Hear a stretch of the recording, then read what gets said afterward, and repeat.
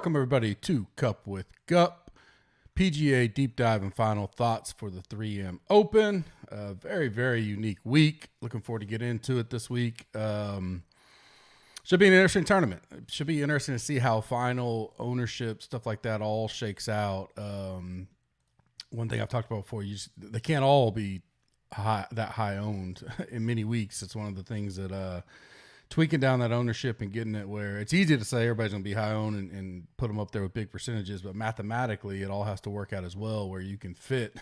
You can't just have the top 20 price guides at the highest ownership per se. But this is a week I hadn't seen one like this in quite some time. Definitely be, finalizing stuff up to the last minute. I can think on this one. Pretty much done with everything a little early. Obviously, I'm on vacation from my quote unquote real job this week. Little man has his next to last golf match this afternoon, so I'm going to wrap this up, get ready to head out there with him. That'll give me a little break, and then I'll come back in, answer all the Slack questions, stuff like that. So if you are in the premium Slack, get those questions in. I'll get back later after his match and kind of see where we sit and take one last look at the weather, stuff like that. If you'd like to join, Smash, get you 20% off right now. Includes a 7-day risk-free trial on any package. Your discount remains with you for life, and you can upgrade at any time as well. Rate and review us on iTunes. We'll be doing big giveaways as we approach football season. Subscribe and like this video on YouTube. Tell me in the comment who you think wins this tournament. That'll get you into our big NFL giveaways when we do those. Listener League is almost full. It may be full by the time I post this, but if not, the link is in the description. Hop in it real quick before it fills up.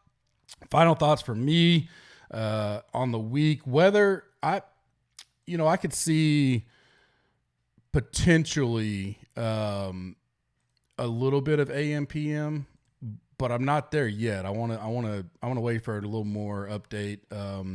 Friday PM looks like the winds actually are the worst today. So they're practicing today in what will be the worst weather of the week. It actually looks better Thursday. Well, at least Thursday and Friday. That's all I really care about right now. Thursday starts out a lower wind, but the gust, it's just nothing like last week or even the last few weeks where we've had big weather advantages. You're talking 10 to 15 miles pretty much all day, and actually dying out as the day goes, once you get later afternoon, and gusts staying, 20 to 25 throughout the day. So there's not a massive amount. Now it is a lot cooler in the morning, so you may have a little bit softer conditions, going to dry out, probably get firm as the day goes on. But then Friday, you pretty much have the same deal, just much less wind overall.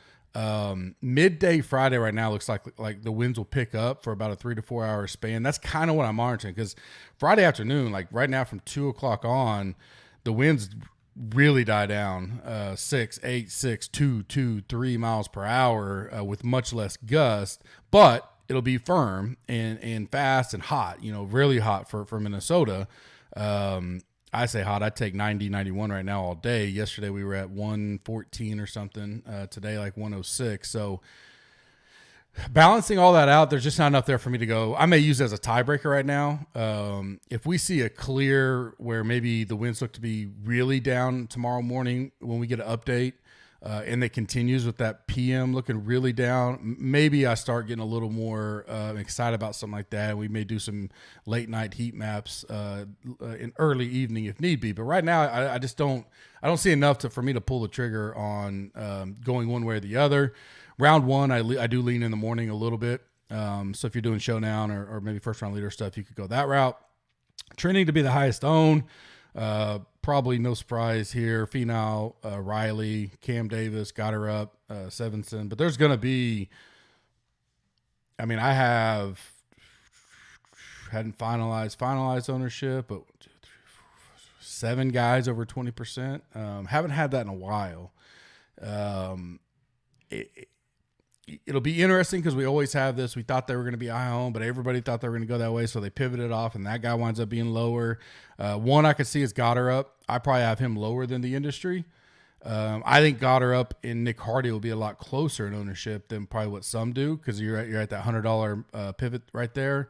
And I think some of this will spread out as people don't want to eat chalk, but this week you're like, All right, well, there's chalk, but they're all right around each other within 2 to 3, 4%. And you're talking about the top 10 projected own for me. Right now, there's not a huge. There could be a swing, and I've got 13 guys at 18 to 25, 26%.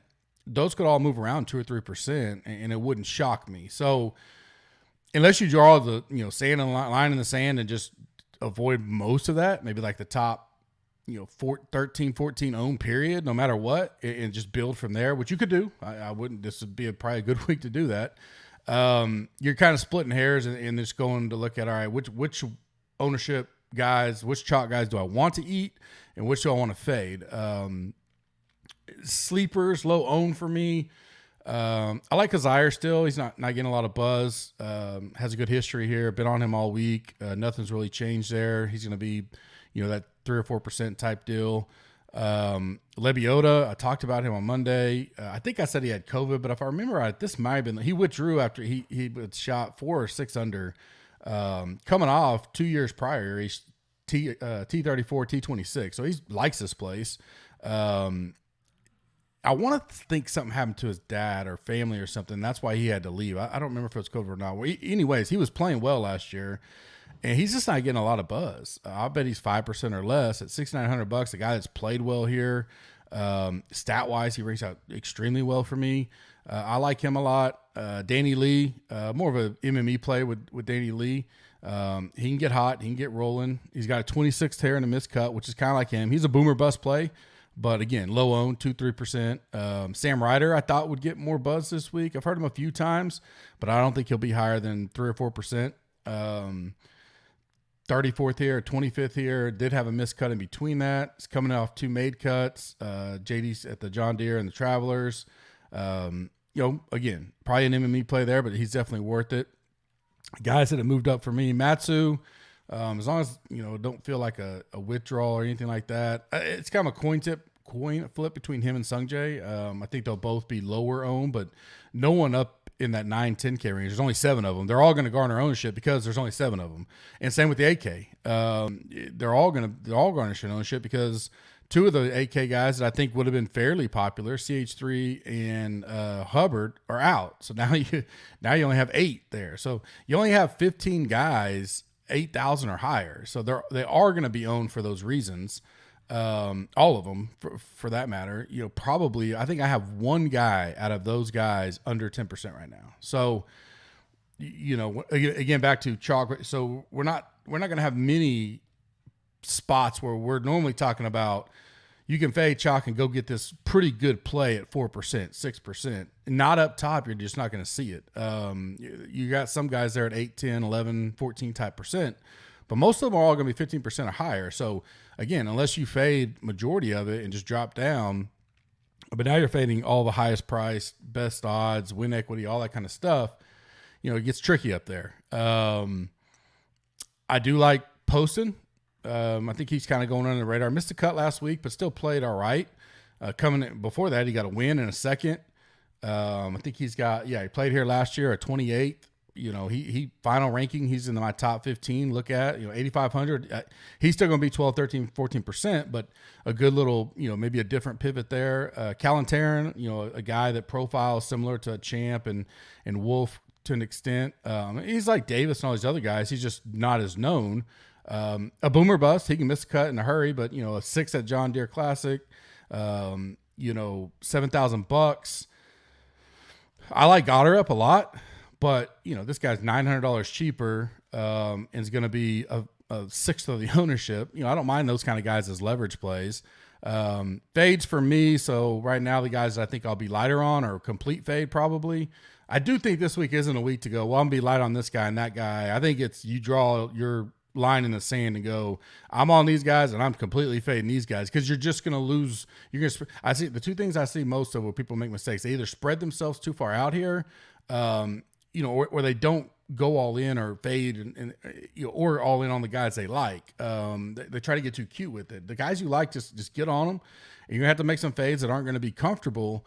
But in a week like this, I think that's something you have to do. For me, it's Hadwin, Steele, Adam Long, and Trigali are the 4 that I'm going to be probably fading.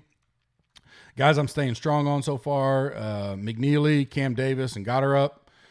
Leverage plays, that's a loose word this week. I do think Sung Jae will probably come in as the lowest, but he'll probably still be at least 15% up top. Same with Hadwin. I think he'll be the lowest in the 9K range, but he's still going to be probably 16, 17, 18% this week. Again, because there's only, what do we say? There's only 15 guys up there total. So the ownership can, kind of play out a little bit like that this week. We're used to having, let's just pull up. I know we don't want this pod going long, but, John Deere Classic Week. Let's look at John Deere.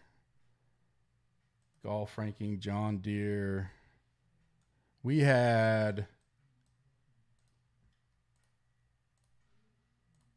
salary view 19 guys at 8,000 and above. So 4 10K, 4 9K, and I think we may have had a withdrawal there, like a burger or something. But you're used to 20, 22 guys some weeks up in this 8K range and above.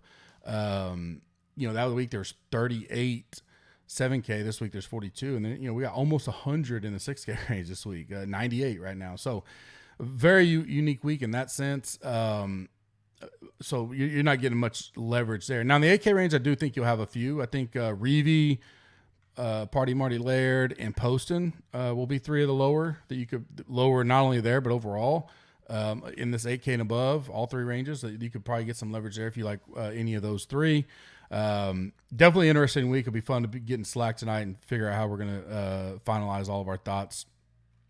Underdog right now, Best Ball Mania is going for NFL. It's about half full, so you still got plenty of time. 10 million in that pot. They also released the Pup Cup, FedEx Cup Best Ball, 100K in prizes, $5 to enter. I just saw it when I went to go look for my picks, so I'm going to dig into that, kind of see what they're doing there. There's some people that already been drafting. You have to be careful because you got to make sure I'm assuming it's going to be for the 3-week FedEx Cup deal. So you have to be comfortable with the guys that you think will make it. So I'm interested to take a look at that. That'll be fun. The Thursday 3-putt, we've had guys get close and win it many times. It's $5 to enter, $10,000 pot. Use the code GUP, dollar for dollar match up to $100. Lots of good things going on at Underdog right now. My round one pick'em is Thegali over Hoagie. Tagala over Hoagie, Nick Taylor over Willett, and Kazire over John Huh. That pays 6X in that 3-way parlay on Underdog. Prize Picks, same deal. GUP, dollar for dollar match up to $100. You can check out the link in the description. It'll take you to both of them.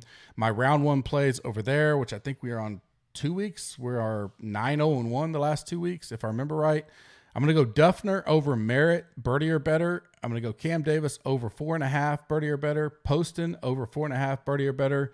Finau under 69 and Matsu under 69. So that'll pay you multiple ways if we hit all 5. You can still get paid out if you go like 4-0-1 or 4-1, stuff like that. It's a fun deal. I love both of these, Prize Picks and Underdog. I use both of them for different things. So go check out that link, get you free up to $100 on your deposit. One and done this week, just like I talked about last week. If you're up there and in the thick of things, I'd probably play my best play, or maybe my best play that everybody else has used if you're choosing between a couple. I like, maybe a Davis Riley this week. Cam Davis got her up, may not be used as much in a one and done. Matt McNeely, Tagala. If you have a Finau, Matsu, a Sung Jae, and you want to use those guys, I'd go right ahead. If you're way back, some of these, less priced, if you want to look at that type guys, this is a week where you could see a long shot type win, like a Kalin Taran or something. So if you're really trying to jump up there, maybe you take a guy like that as well. Don't forget, you smash 20% off all packages right now, 20% off for life. You get to upgrade anytime you want. Looking forward to this week. I think it's going to be a fun week. It's going to be a unique week. Really interested to see how everything shakes out in the morning. I will be back later this evening for everybody in Slack, and we will answer all the questions you guys want to talk about. Have a good rest of your afternoon, and talk to you tonight. Thanks.